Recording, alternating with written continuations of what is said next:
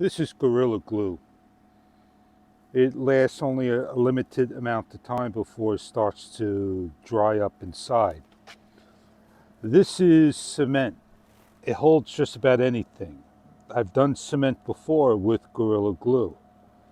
I'm going to have to add a lot in here. Just fill it in. Don't be afraid. There are roots to the tree that's causing it not to go in all the way. All right, that should be enough.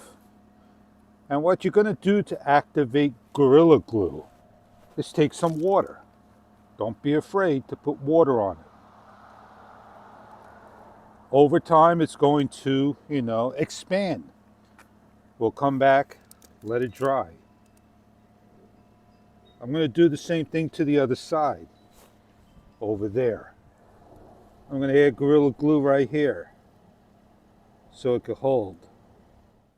This is Gorilla Glue. It's been there for about 8 years, the most, and it lasts forever. It's holding quite strong.